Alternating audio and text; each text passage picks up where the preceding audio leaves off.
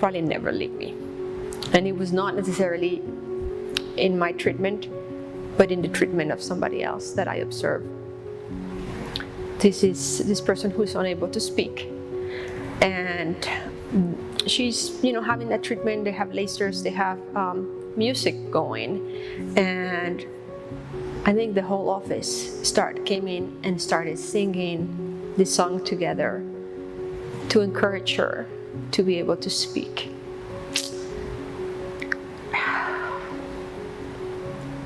And you just don't find that everywhere. That compassion for someone, and that the uniqueness to come and want to be a part of it and sing with joy and love, like that will probably never leave my mind. Like I honestly, I got goosebumps when I was watching it, and I thought, oh, God is most definitely present here. So as a caregiver, you hold so much of their trauma in yourself. For me personally, I was trying to take his trauma, trying to take his pain, trying to take all of that into my own body so that he didn't have to feel that. And I thought that I had let it go, but until I sat with Dr. Jerry, I had not let go of it, obviously, because I still felt that tension in my body. But as soon as she did that to me, it was like a full release of just everything. And I let out a huge breath, and Jaden let out a huge breath at the exact same time that I did. We're so connected that if I let my trauma go from this situation, he'll feel that trauma leave his body too. And then he can feel the peace, then I think he has the opportunity to heal.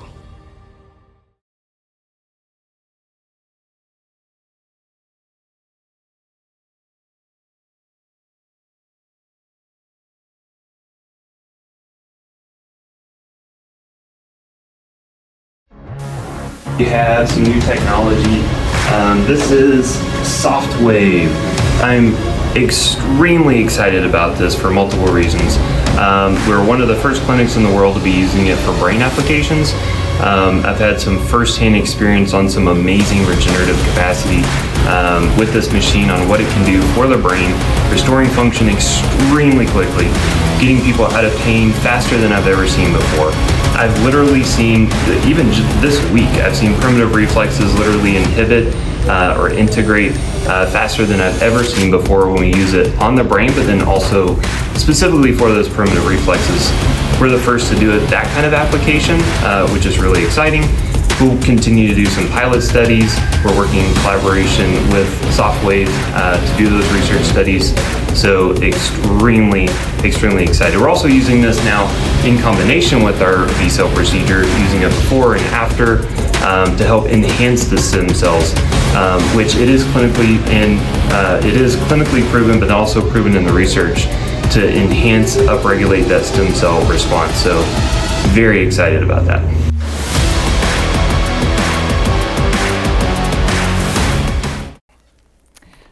Thank you all for coming today. A nice intimate group, and other people are welcome to come in as needed.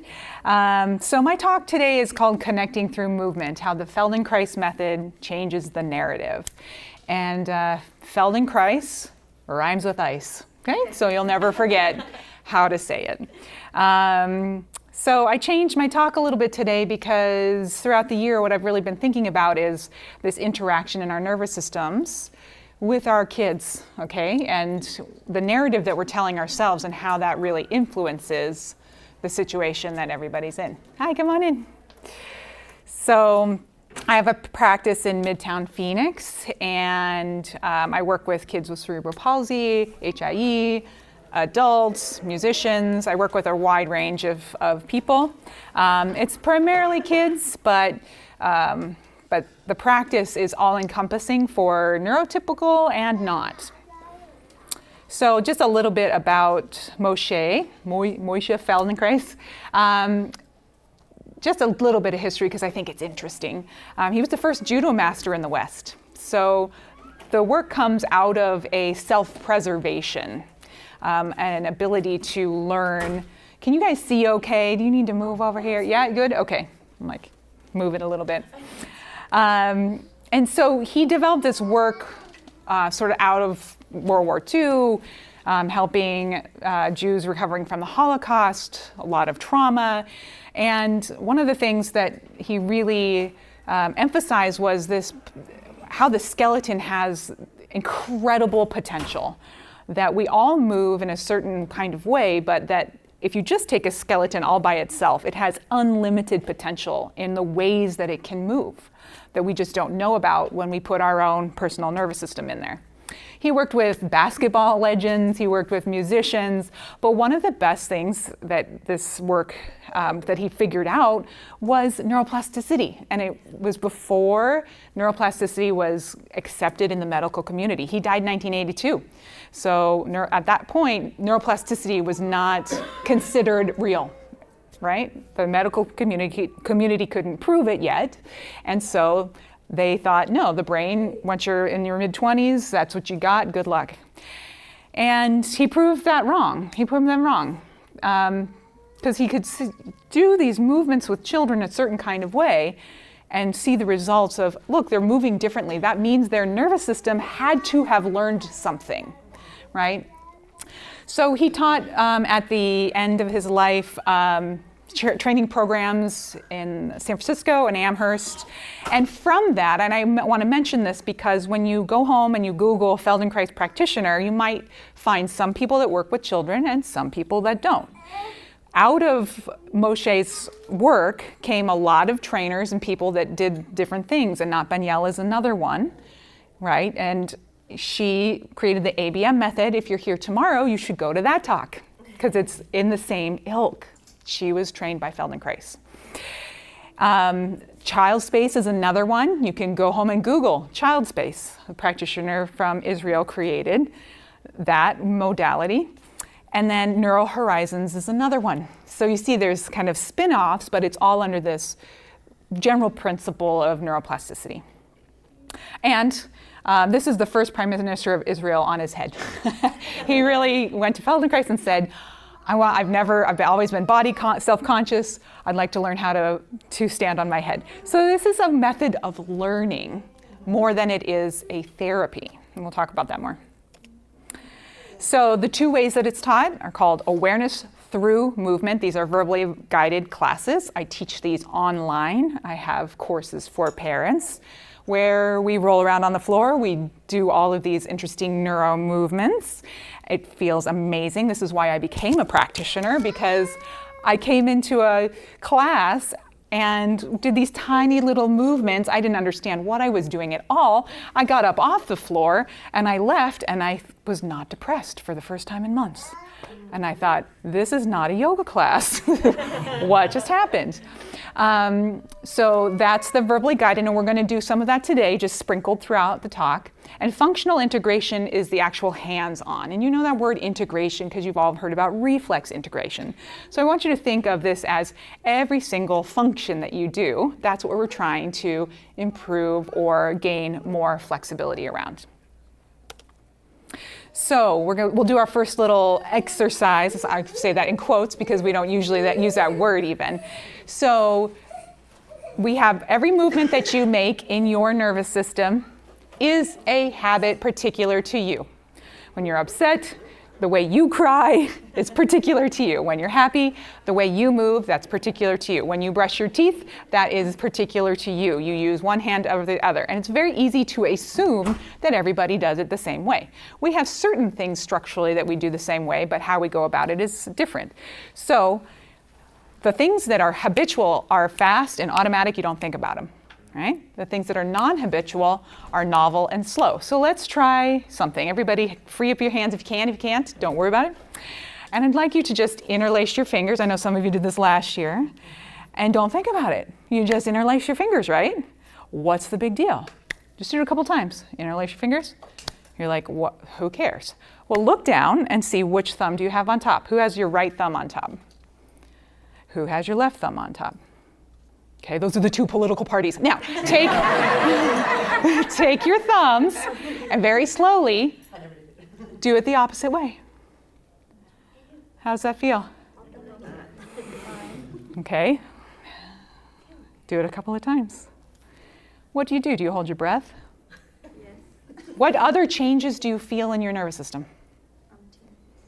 Say it again. You're tense. Because it's a novelty, right? It's a novelty for your system.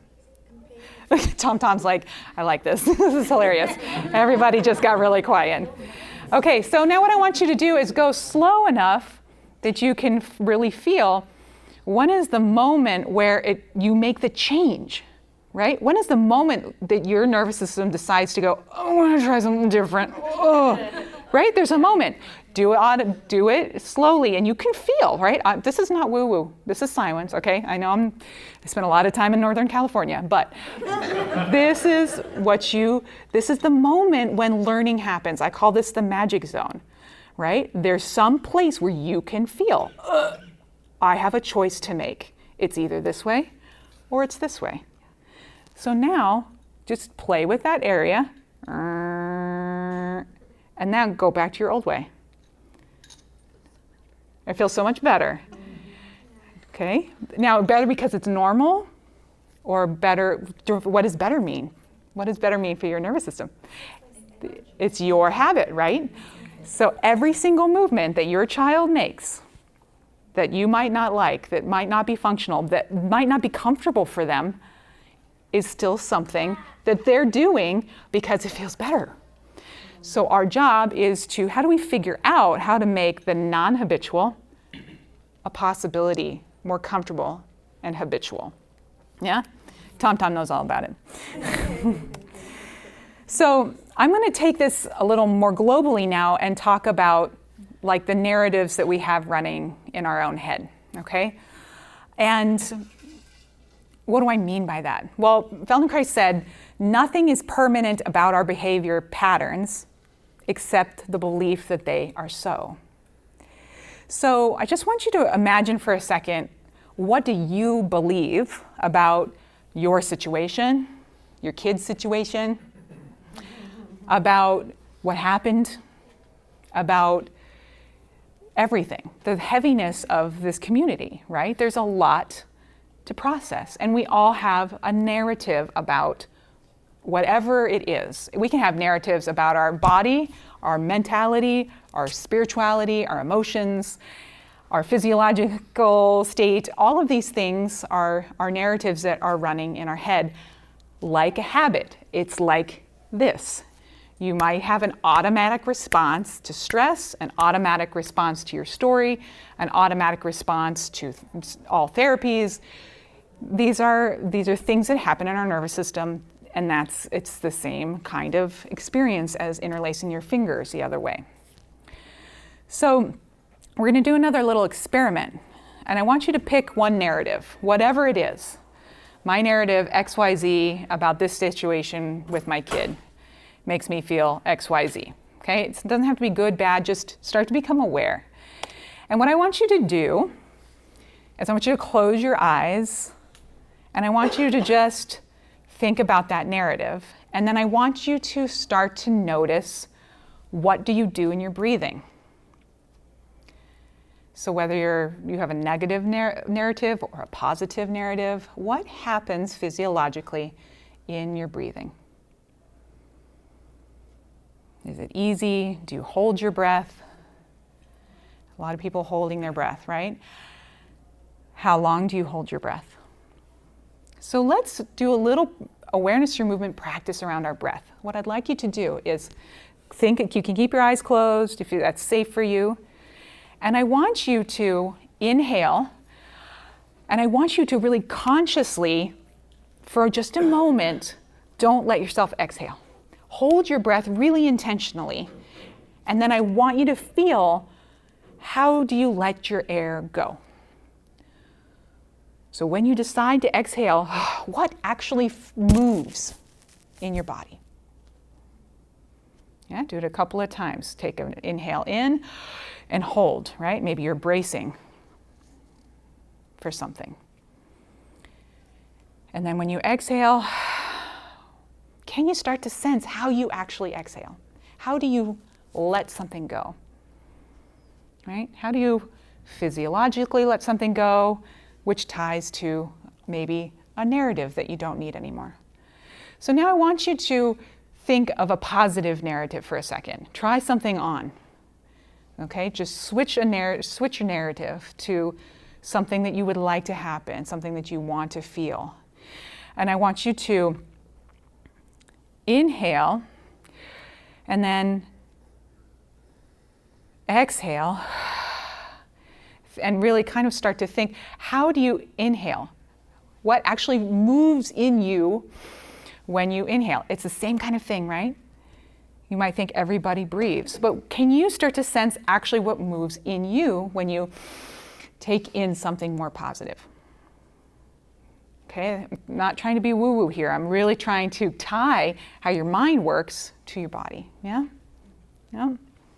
So these are things that you can think about when you're connecting to yourself, which is gonna help you connect with your kids better, is your breath. It is your best ally to start to grow your own awareness. You can pay attention to where you locate your inhale and exhale. How long are your pauses? Locate sensations in your body, how fast or slow. And then can you shift that? If you notice you're holding your breath, the best way to change a habit is to notice it over and over and choose a different way, okay? So you can open your eyes. This is what we're talking about here is coordinated action. And Feldenkrais said, all action has to be a coordinated effort between thinking, sensing, moving, and feeling. And every action that you have has one of these elements that's a little bit more, a little bit less. And oftentimes we're really stuck in the thinking, right? The thinking is like 3/4 of the pie. It's very easy to get stuck in the thinking part of life. Moving, we're very concerned with kiddos, right? We're trying to help them move more easily. Feeling is that emotional state. How do we regulate ourselves? How we let ourselves feel our emotions? This part, sensing, is a little bit tricky. I mean, we think of senses as your 5 senses, taste, smell, all of that. But what I'm talking about is this moment when you want to make a new choice in how you connect, and a new choice in how you move, a new choice in how you shift your thoughts, yeah? So we really focus a lot on developing our sensations through this work. So let's look at this little video. It's not a video here because I didn't want to pay to download it from YouTube. I'm sorry, but you can watch it on YouTube. And I just love this idea that neurons in your brain, which control everything, right? It controls everything. Your brain is everything. They can't be forced. They can only be nurtured, right? So when you're trying to change a habit, compassion with yourself, gentleness is everything. And when you notice that creep up, that other thought, that other narrative, start to become aware of what happens, right? How do you change physiologically, and how can you make a different choice? So if you can go on YouTube, this is from Dr. Lilia Lanowski, a neurosurgeon, and it's fascinating. This little guy is just waiting. And this one's just curious, just seeking, just being playful, just trying to find it. And then all of a sudden the other neuron, they kind of find each other, and then they decide, oh, that's interesting. And to me, that's what I'm thinking about a lot of the times when I'm working with kids. I'm seeing how can we find that moment when we can connect and make an easier choice. So what we're doing here is we're learning how to slow down to the point of when you're first starting to do this with your kiddo, and I suggest everybody try this at home, is to slow down when you're moving them, just to start a new dance with them, to the point of you're almost not going to feel like you're doing anything. And that's the point. Because we are constantly trying to do to these poor people, right? And they're in there and they're trying to communicate. So we have to figure out a way to communicate in a way that's just as harmonious to their system, so that then we can try to teach them a new way to go. So the way the nervous system works is that if the stimuli is too great, then the nervous system cannot perceive a difference, right? You know what it's like to perceive a difference now. Yeah? You have a reference point. So you know as adults how weird it is to feel your hands interlacing the wrong way for you.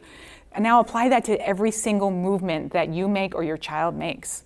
We have to make the weird, right? Everybody uses that word at first. That feels weird. We have to make the weird feel curious, enticing, pleasurable, and that's when you start to make that new habit. So what we're talking about is neuroplasticity and building that self-image inside of the brain. And we all have these personalized maps that is represented here by the homunculus, this little funny guy, okay? So this is a three-dimensional representation of the human that shows what a man's body would look like if each part grew in proportion to the area of the cortex of the brain concerned with directing movement. So notice, right, how huge the hands are, how huge the lips are, how tiny the torso is. But this is really the map of how much area in your brain is taken up. So you can imagine if you're not able to use your hands very efficiently or effectively, how much of your brain that actually affects. So slowing down is the most important thing.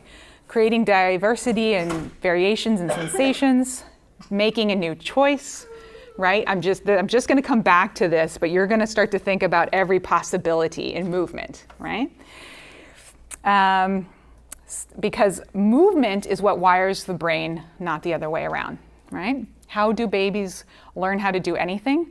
They don't decide just one day to stand up and say, I'm going to go to the store, I'm going to start running. They build through doing what? They play with gravity. They move. And we take it for granted because we just go, oh, so cute, it's cute. Oh, the baby's cooing, oh, look what it's doing. But if you really start to observe them, they're doing a million different tiny movements. And those are those neurons connecting together. Well, kids with a brain injury didn't get to develop that. They didn't get to play. So that's where I come in. That's where I or another practitioner use our hands to do it for them, so that their brain can have the experience of, oh. So I'm going to show you some slides now of kids that I've worked with, and they are vastly different. And I ask everyone be just compassionate and not comparing, because one kid is different than another kid, and they're all miraculous. Like every moment is miraculous to me. So this kiddo, I'm just going to pause it for a second. So some forms of this work are very strict in how they put things together. I'm a little more loose. This little boy already walks. He's very active. He comes in my studio, he's running around, and I'm like just crawling after him, trying to give him some sensory input and trying to find the moment for him that he doesn't know about. So he sat down, and I got him to a place where all of a sudden I had him. I had his brain in my hands. And I know that sounds weird, but that's what I think of. So if you notice for a second, the very first thing I do, just look at the range of motion in his arms. Okay, so I'm turning in, I'm coming across in his midline, I'm turning out. There's a little bit of sound, but it's not coming through, and that's totally fine. It's not necessary. Okay, and look how engaged he is. This boy was running around like crazy 2 seconds before this. So I'm using different patterns of variation of movement. There is a plan in my head a little bit, but look how much farther all of a sudden he can do this. Then, and I don't know because I don't live with this little boy, right? I see that he's really excited, and he holds his hands up, and his mom said he's never done that before. He's never held his hands like this. So this is one lesson with this little boy, okay? And he's so engaged in it. So this is later that day at home. if I can forward it. The parents didn't push him. They didn't tell him what to do. He usually climbs this ladder but stops at the top and doesn't go over. So I think because we found that moment, that blind spot, made it fun and playful, he decided, well, there's my arm. He kind of doubts himself for a second, and then he's like, oh, wait, I can do this. I can go. This is what everybody's talking about. See, he couldn't perceive of the space around him to use his arms functionally. And this is great because the parent's not helping him at all, right? Now, there are times to step in and help, but it's how you do it, right? But watch this part. This is the best part. He's like, I did it, you know? Because he had been his sisters do this, and he'd probably been told a lot, go over, go over, go over, right? But he finally figured out neurologically what that meant, because the language center of the brain is very different than the movement center of the brain, right? We don't tell babies, it's time to stand up and walk now. But when they're missing movement patterns, we do tend to do that sometimes, right? So we have to think differently. We have to tell ourselves a different narrative about how to communicate with these kiddos. Okay, so this little girl's here this week, and oh yeah, is this can you see? Yeah. You want to come over here? Come in the front. I don't bite.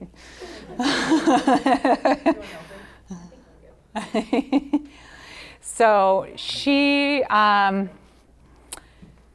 is a very different situation. She had 2 to 3 intensives, which is like 10 lessons each, and not like monthly. It's when they came to town every 3 months or so.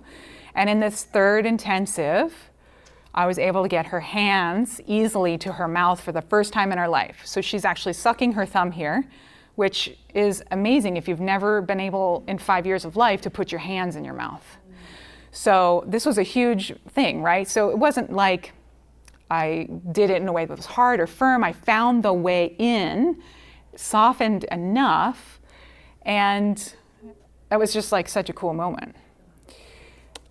So this was, I think, in the next intensive. She's starting to find her elbows. And she's so excited about it. You know, you can tell on her face, she's like, oh, this is great. So instead of like forcing her, I'm using my weight and my hands to shift back and forth. And you can see the moment where she discovers how her head is related to these upper ribs. You see, it's right there, right? So instead of like forcing anything, I'm helping her make this feel less weird, right? I'm helping her make the change or the difference feel less weird. This little kiddo's mom is in the room, and this one's very special because he is very medically compromised. He is G-tube fed and on a trach, and we had probably, 12 lessons at least, I think, at least, before this happened. Don't start crying, because I'm not prepared for that.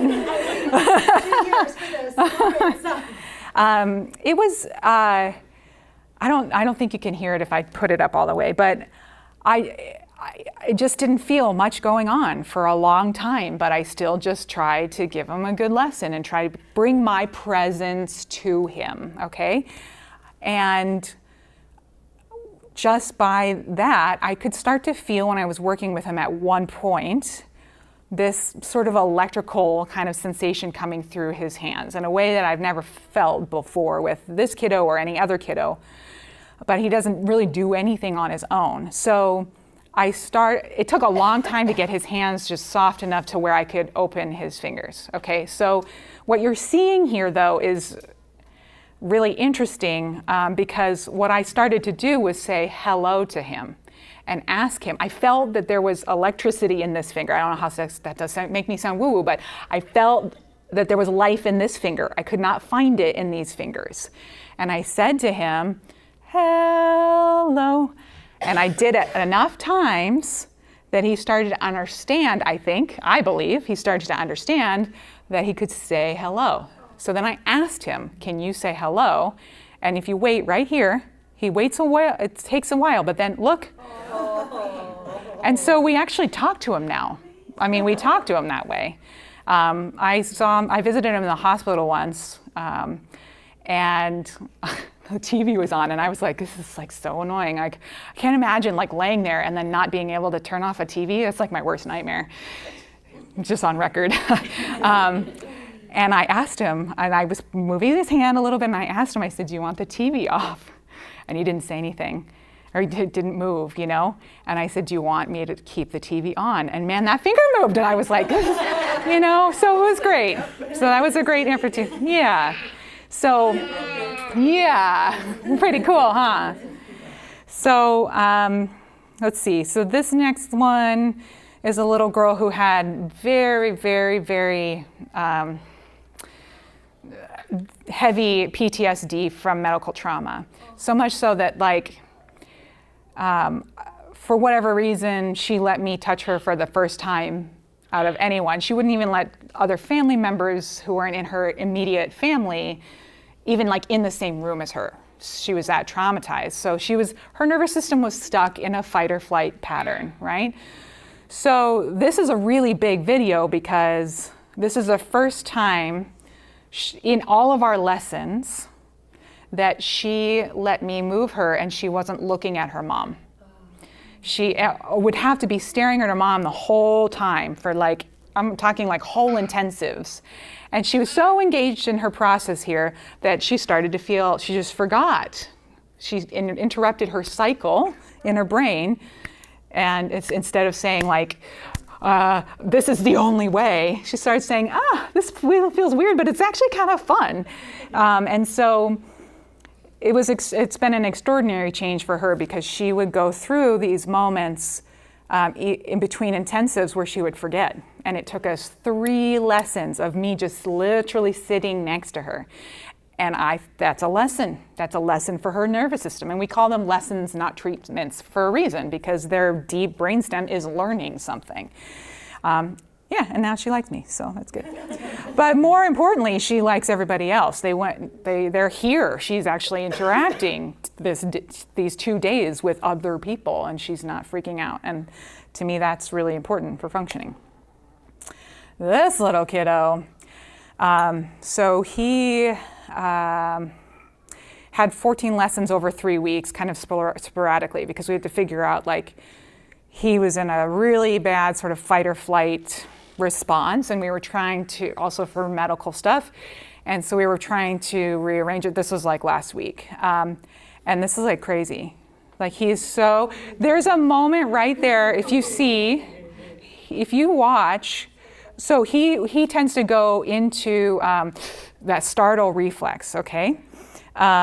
And so here, I mean, we've got elbows bending, our shoulders aren't turning in, he's not extending, his ribs are soft.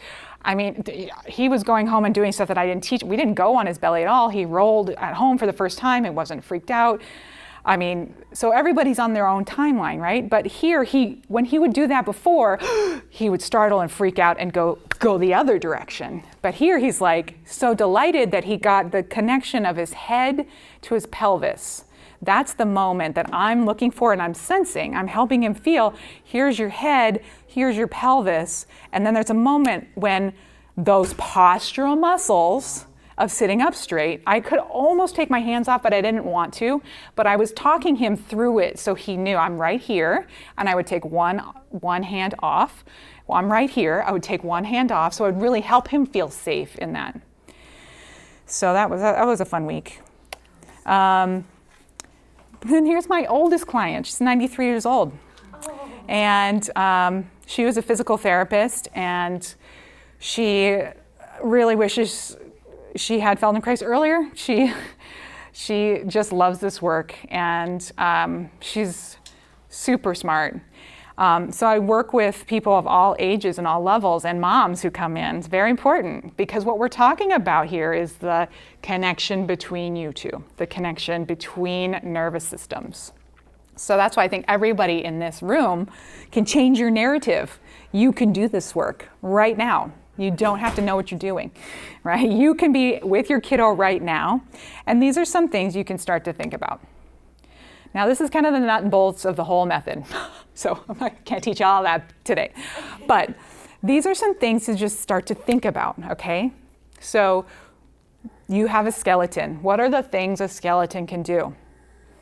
You can move up, you can extend upward, downward, leftward, rightward, forward, backwards.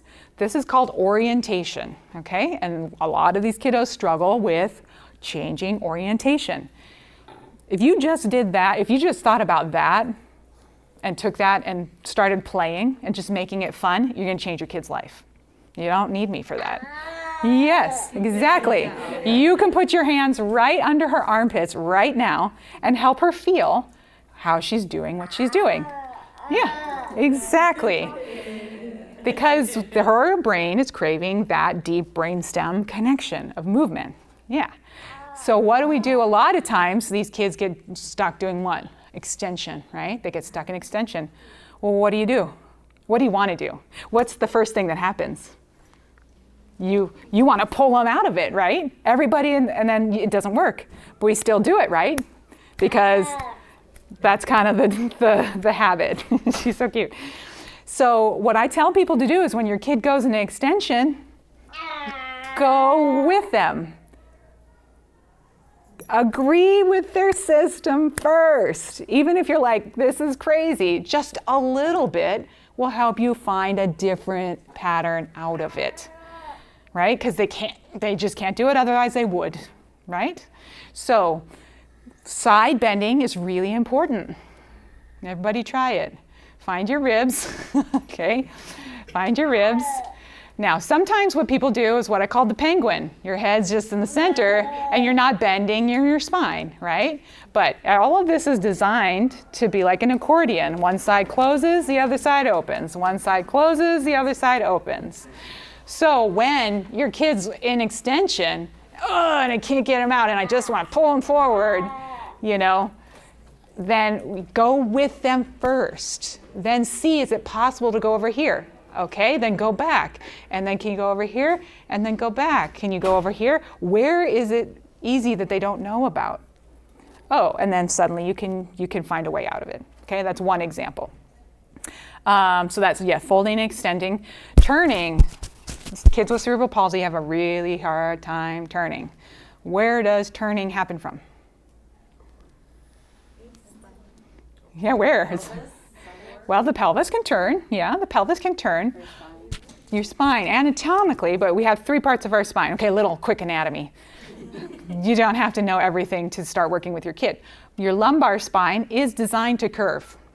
Okay, so that's that extension pattern. It's often too strong in these kids, right?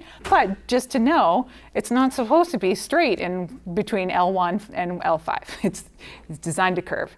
Then your thoracic cavity is 12 vertebrae. I can do math.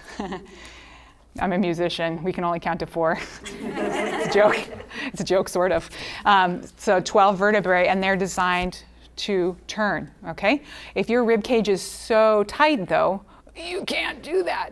So one of my favorite things to do with kids is just hold them in their rib cage so that they can feel, start to sense themselves, start to complete that neuro image of themselves sensorily, right? Dr. P talked about this morning. Those sensory motor neurons need to be activated. And really, that's how it's done. It's through your hands. That's how it's done. It's through movement, touch and movement. You can combine them, right? So if you're in extension, you can't get them out of it. Okay, where do I go? Can I turn a little? Probably not, but side bending is a way to get out of it and then start to turn, start to play. Then it becomes a dance, huh? Tom, yeah. He's like, yeah. Then we use combinations, variations, certain constraints that don't harm them or don't scare them. Taking one limb away so you can feel another one in space. And then flexibility through improving your self-use of your skeleton rather than just stretching a muscle. Because who likes to stretch in here? Couple people? Yeah? You work out a lot? No? I work out by moving. Yes. But I mean you. Oh, do I still like to stretch me? Yeah. Yes, I like You like to stretch. Yeah, yeah. Who doesn't like to stretch? Right? So it's like this really complicated thing, stretching. I wouldn't have thought that was the norm. I know. So stretching for you might be that you're moving and activating your brain in a way, but for a lot of other people, stretching is uncomfortable, right? It's sometimes comfortable, sometimes not. Let's do a movement thing and you'll see what I mean. If you can, stand up for a moment. Everybody good with this? We okay? Yeah? Okay, spread out a little bit because we have some room. Orient towards the front of the room, so not towards me, so turn yourself there. So this is orientation, right? You are orienting towards the front of the room. You want me to hold her while you do it? Do I have to do anything excessive? You're gonna put your arms out. Oh. Will you let me hold you? I know we don't know each other yet, but that's okay. Okay, put your arms straight out. Yes, like you. Hi, and now straight out, and now what I want you to do is you're just gonna look to the left as far as you can, look at your arm and come back. Now do it 4 times or 5 times on your own. Just look at your hand and turn your head and your body to the left. Keep your eyes on your hand and see what that does. Does that change it? Does that change anything? How far do you go? And now please pause as far as you can go comfortably and look up onto the wall or pick a spot where you know that's comfortable. Yes? Now come back, put your hands down. You're doing a great job. Yeah. Okay, now you're gonna put your hands out one more time, or many more times. Go to where's comfortable again. Find your spot on that side. Stop there. Keep your arms there, but just bring your head and eyes very slowly back to the front of the room, and then back to your hand like 10 times, all on your own. All on your own. And can you breathe while you do it too? Oh. Okay, bring your arms back, come back, rest for a second. Now, try one more time. Bring your arms out by your sides and feel, turn yourself over to the left and see, did something happen? Did some of you go a little farther? Yeah, did anybody not yet? That's okay if not. It's sore. Yeah, it's sore. There you go. Sit down for a second. So an awareness through movement lesson is like an hour of that, where you create the conditions to change in your own nervous system without telling yourself to stretch or do something specific. And that was just one little variation, okay? I can do this lesson for you and you'll be looking around yourself like an owl, like, I cannot believe I just got 10 years off of my life, right? Because we think, oh, we gotta stretch to get there, but it's about creating the conditions in your nervous system to do something different than what you do. Does that make sense? Yeah? That was maybe too quick of a experience, but she was getting heavy. So I have a quick little ebook that you can sign up for back there or at my table. But very quickly, this is from my last talk last year. Let's talk about the quality of touch that you use. And it's related to your breathing and using a kind of touch that's connective and soft. Well, yes, I said soft, firm, neither. But it's conversational. It's like you're having a conversation through your hands. You all have hands in here. You can all learn how to do this. It may take some time. That's okay. You don't have to be perfect. But just starting it is going to change how you interact with your child. You're with them all day long. You're changing diapers. You're doing all sorts of things. You have all sorts of moments, little tiny moments where you can start to practice this.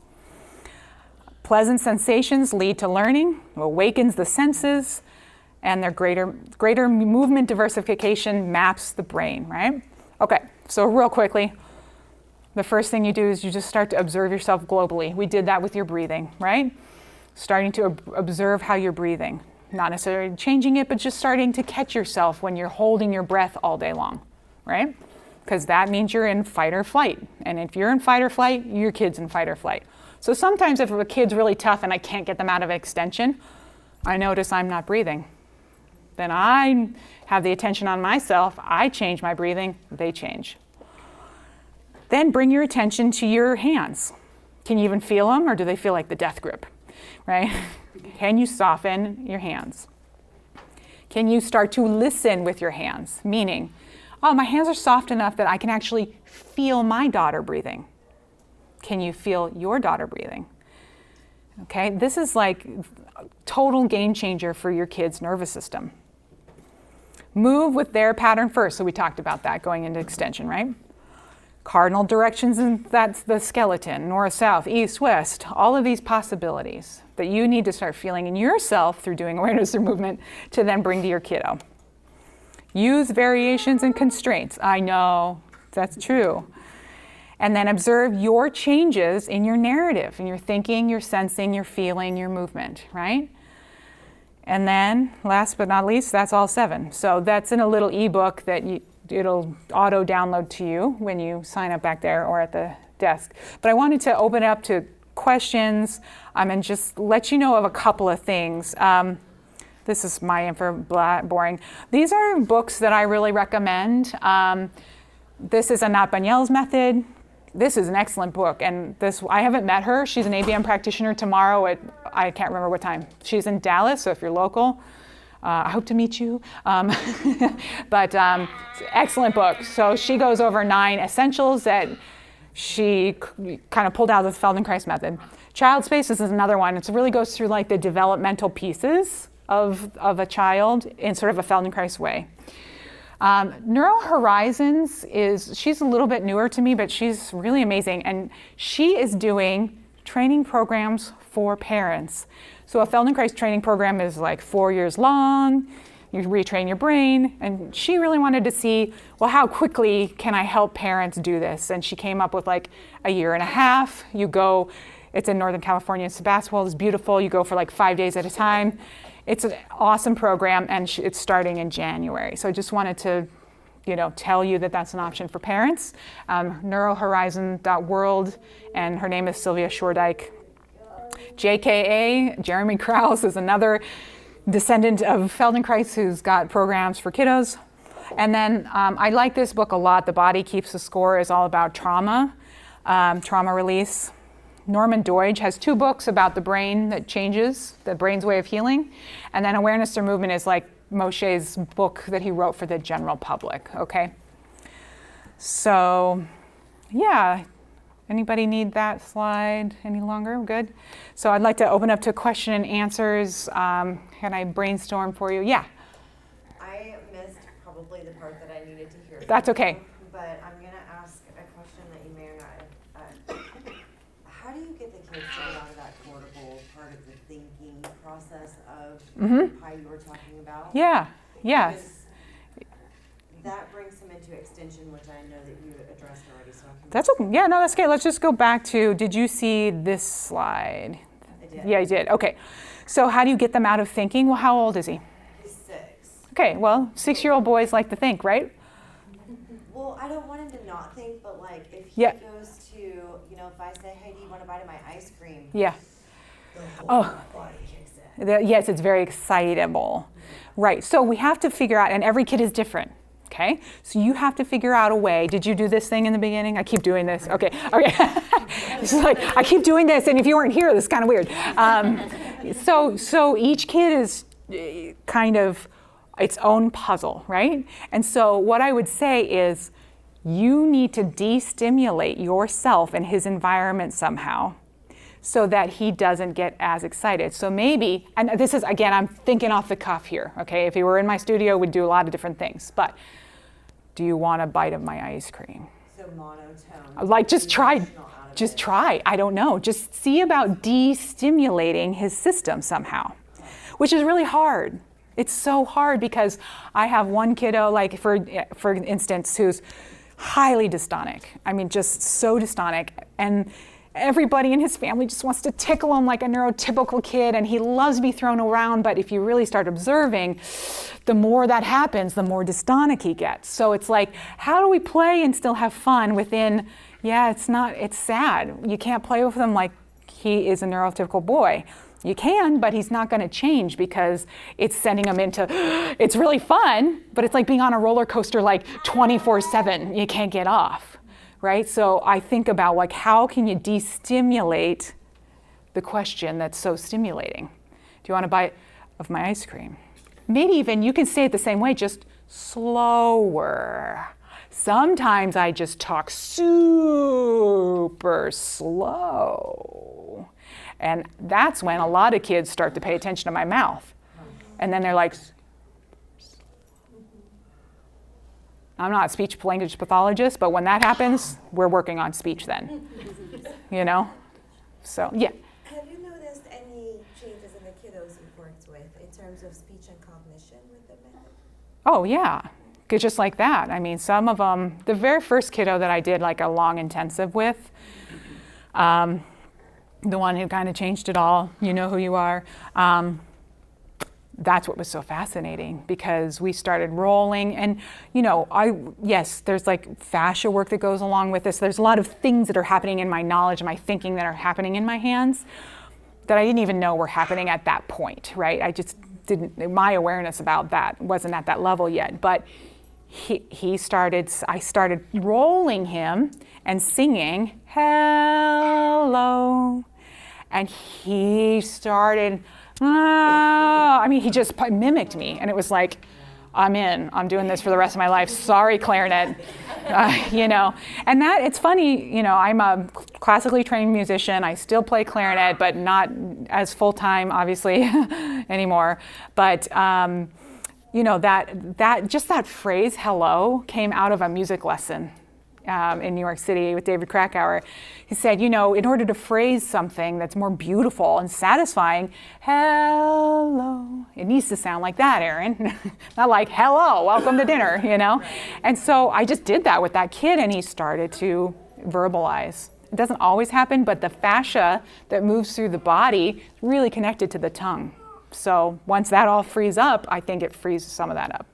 So there's more detailed people that actually would know way more about that, like Nancy, the feeding therapist. So, yeah. So our 3-year-old, he gets a lot of motivation by watching YouTube video.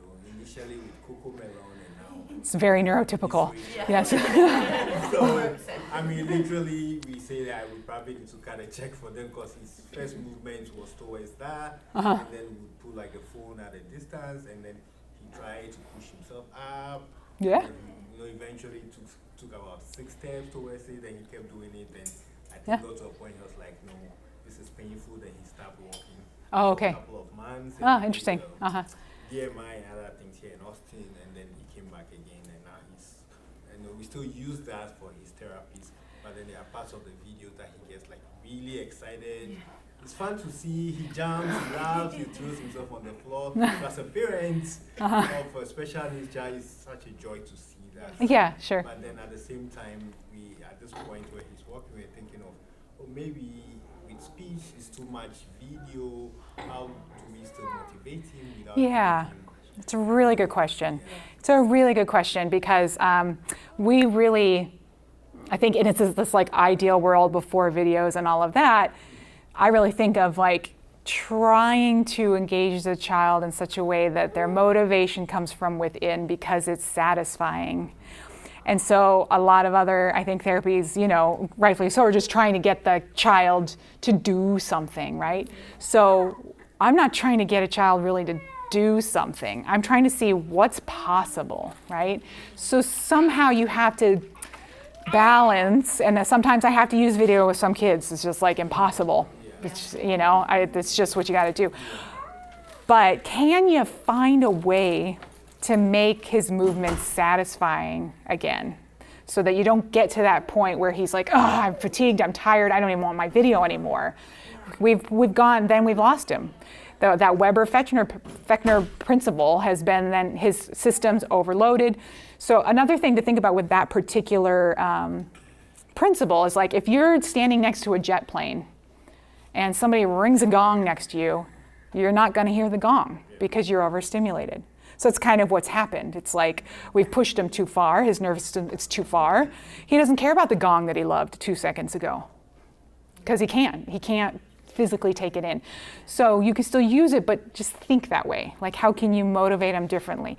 And that's where I try to help him feel better. Like, feel how nice it is to move that. Like that little boy, all of a sudden, like, he ran around the room. Now he's like, I'm in his brain. I didn't know I could do that. So making it playful, fun, not using your words. You know, I don't tell any kid to like hold their head up, because if they would, they could. I mean, there are times when I do it specifically because we just did something and I want to connect the words to the meaning. that's the time. But until it becomes a habit and it's comfortable, you might say it once and it works and then it doesn't again. That's because those neurons haven't paved the way yet. They may have met and mingled for a second, but they need to come back enough times, just like playing a musical instrument. You just got to keep playing the thing. You just got to do it until you can't think about it. It just happens. It's like brushing your teeth, right? Yeah. I was just curious. Oh, yeah, sorry, go ahead. I've not forgot you. Okay. You can go. No, it's okay. I go ahead. Okay. Our daughter, she has, on top of her brain injury, she also has autism. I was just curious to know if you've worked with children on the autism spectrum. I'm sure you have.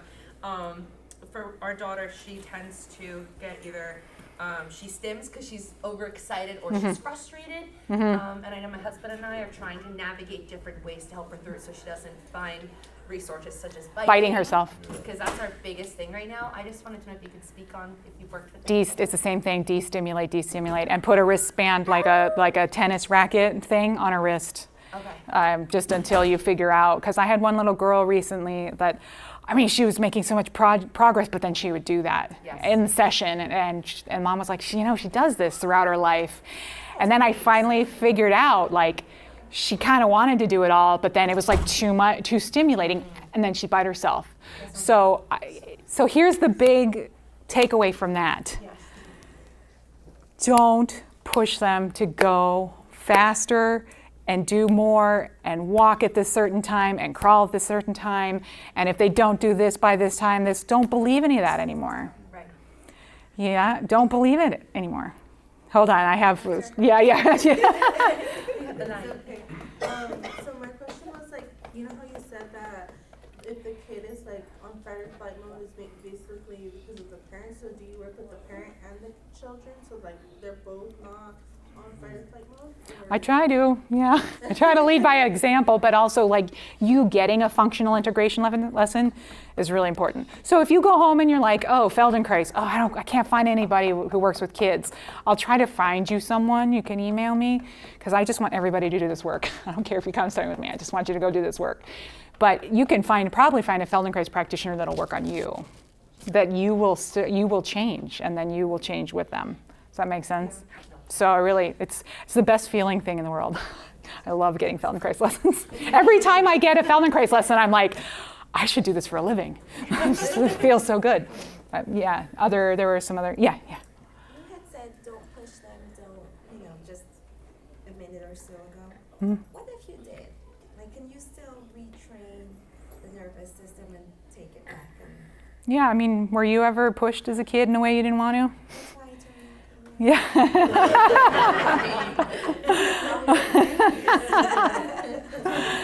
I mean, yes, but it might take longer, because now I have to, we have to like totally build a new level of trust, and we have to like, sometimes when that happens and a kid comes in, we're spending the first intensive barely doing anything compared to what you're seeing in other modalities, right? Because I have to rein them in. I have to get them to trust me, because they'll come in and they haven't even met me and they're swatting me off the table. So then in that situation, we're not on the table, we're playing on the ground.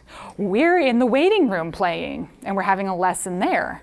So that again, I can get into their nervous system in a safe way so that they can learn how to trust me, so that they can learn that I'm not going to try to pull their arm off and make them, whatever, I'm just making something up, But it's so sometimes in that situation, we just have to be kind to ourselves.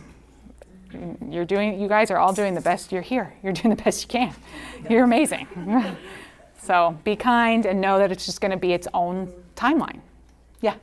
I don't know much about your method, so hopefully I can find some things to look at it. Yeah. Because I missed the beginning, sorry. That's okay. Is there anything that you can say to encourage me that, I run my son around town, and we run him around all day, every day, because I'm afraid if I don't, I'm going to miss something, I'm going to lose something, I'm going to... Yeah. Like, I feel like the more, and especially in the beginning, the more I could do, the faster this would go. Yeah. He's a drowning. Yeah. So it's like, is there anything that you can say or that you tell your parents to just go, hey, you don't have to do, because of course insurance pays PT, OT, speech. I know. Those are the things that I want to do the most of to try to get him better. And Is it working? well, no, but I mean, Yeah. I think it helps a little bit. Sure, I would agree. I would agree. He's doing really great, but it's all dependent on the person, I think. 100%. Of course. It's not just, Yeah.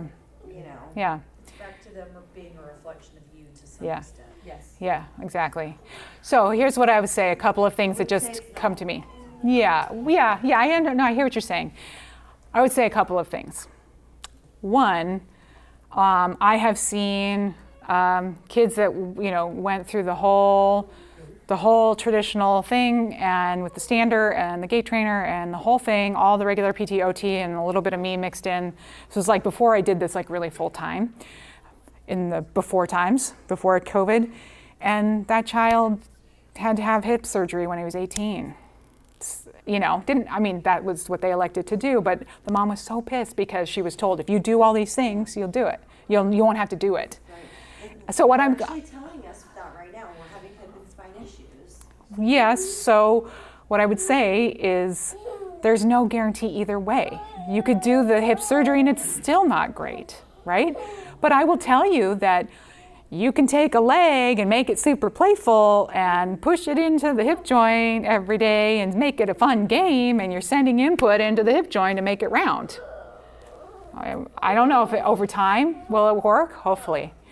But I think the main thing you can try is just to stop for a second and just watch. Just watch. Like just take a week. That's a scary thought. Right, so don't do it for a month. Do it for 1 week and observe. Is he less excitable? Write it down.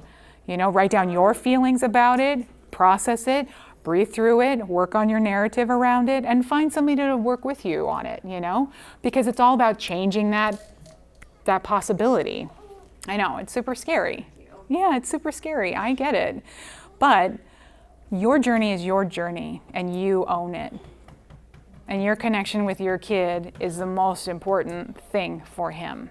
So if you're tired and strung out, and this is your life, and you don't have a life, that's not serving him. It's not serving him.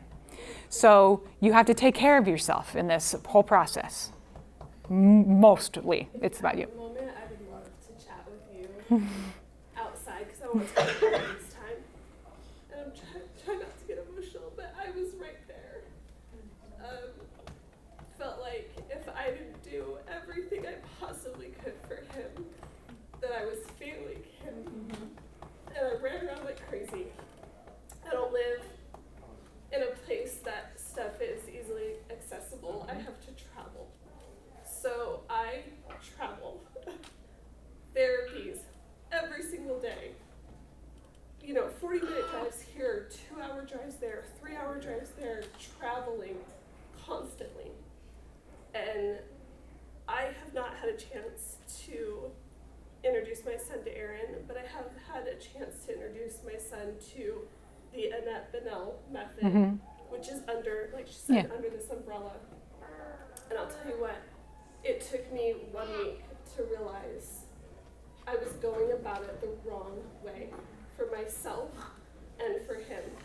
And that 1 week of introducing the Annette Benel method to myself and my son and my family completely altered how we perceived what we were doing. And I literally slowed down. I said enough.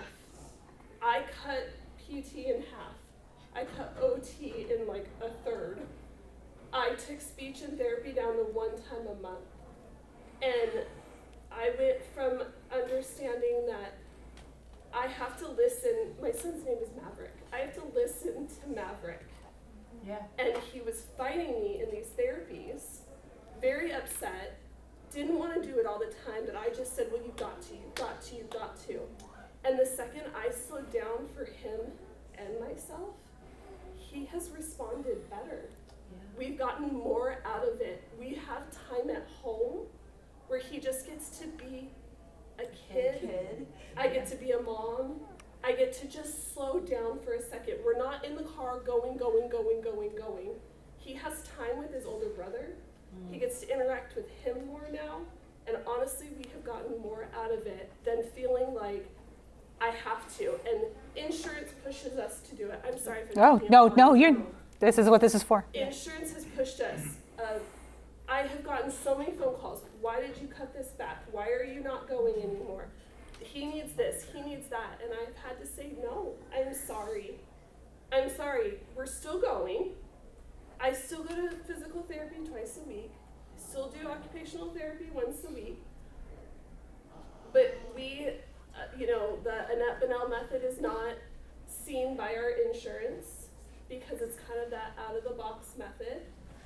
But we saw more results in 1 week out of that than we have in the 2 years of constant pushing. And it literally has bettered our entire lives by understanding that I can slow down. And you don't regret it? I don't. Honestly, I don't. When we came out of it and him and I were talking on our way home of like, oh my gosh, do we do this? Do we slow down? Do we not push as much? I was terrified, literally terrified. And it has been a month of glorious. Like, none of us are as stressed, and bringing down that stress level within the last week, Maverick has changed so much mentally and physically that I'm having to relearn how to almost handle him. Yes. Because he's had that chance to slow down and develop. Yeah. This method has taught me that not only do they need time to learn what you're teaching them, but they need time to practice what you're teaching them. And if you're constantly just go, they don't have that time to settle in and let their brain do what these amazing people are teaching them. So as a mom, don't feel guilty that you're like, I need to slow down. You're making so much sense. She said it better than me. Yeah. From all I've had to learn the last 4 years. I see, and even for yourself, just slow down. And I helped out, but then they stepped in to help, but he never got a break. Yeah. Well, and this is changing the narrative. That's the name of this talk, right? It's changing your narrative with your kid, with yourself. And just like when you get stressed about it, think of two things. Think of those dendrites trying to connect. That needs time, right? Imagine them trying to find each other under stress. They can't chemically do it. It's just, they can't make the connection. Yeah. Exactly, we've all been there. And another way to frame it for yourself that I think is really important, when we have a neurotypical child, right, we give them all the time in the world to develop, right? A baby rolls around on the floor, it takes its time, and then what does it do? It falls asleep whenever it wants to, wherever he or she wants to, and those dendrites connect, they form, they rest, they get happy, they make a building block. We take a kid who can't even do that normally, right? Can't do that on their own, throw all this stuff at them, and then ask them to try to integrate it. Their brain just can't do it. So we're asking way more of them than a neurotypical kid, right? When we start to think of it that way, it's just much more human. So you have to release yourself from comparison. I mean, I just posted on my Instagram about this. I just keep posting it. It's not about comparing with somebody else. It's not about my kid's doing this, my kid's doing. You have to go try everything, okay? You have to go find your thing. But then let yourself rest. Let your kid rest. Let yourself be human. We don't live in a very human world these days. Everything is fast, everything's technology. We're all addicted to it. I'm addicted to it. We all are, right? It's like how you have to run a business. And so you have to realize that everything's faster than even we can perceive. We can't even keep up with it, right? So my biggest advice is just stop for a whole week and watch what happens.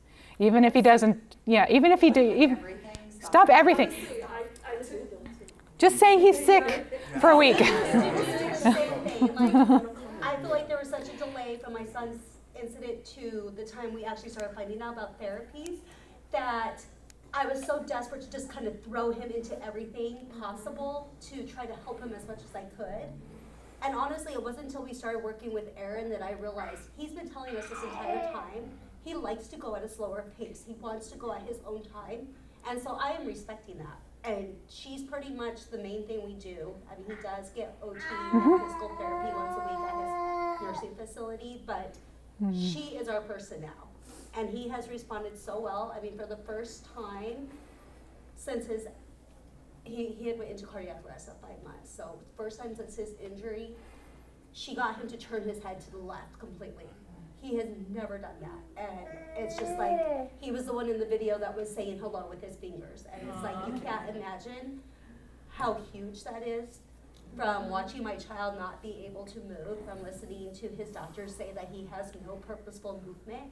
And he's sitting here trying to talk with Erin now. So, yeah, I mean, sometimes we just gotta respect our kids and listen to them and what they're telling us, because in their own ways, they're speaking to us. It'll even give you an opportunity to decide how you feel about all of this. Stop for a moment and say, how do I feel about the way he responds to physical therapy, the way he responds to occupational therapy, or the therapists themselves. I'm a very headstrong person, I'm sorry. And the amount of doctors and therapists I have gone through, because and I'll flat out tell them, it's not that you're not a good therapist or a good doctor, but you're not the right fit for Maverick, and that's fine. But until you take a step back and slow down, you can't process how you feel about any of it. I encourage you to, just like coming here, go to the ABM, the Annette Benel method. Tomorrow, yeah. So there's one tomorrow. Yeah. Life altering. Honestly, Can you just slow down period to read that book? We read the book together. Yeah. It's really good. Yeah, keep doing it. and Yeah, that book yeah. even teaches you things you can do with your own Yeah. trauma And your I own am doing time. some of that, but I still keep those traditional therapies on board. Which, if that works for you and your son, don't feel like you can't or you shouldn't, but you need to make that decision for you and your son. And until you slow down. You have to try it, okay? So it's like, this is the thing you go, like, you're just gonna try a variation though. Yeah. His hips and spine are not gonna change that much in a week if you don't do anything. If you just pretend he's sick for a week, cancel everything and just observe. Take him to a spa day, like just hit the reset button. His hips are not going to be destroyed in a week because you didn't do anything. I think the only time he's ever had a week off was when we were at an intensive. That's the only time. It's not a week off. That's the opposite. Yeah. He's just like, you need time off.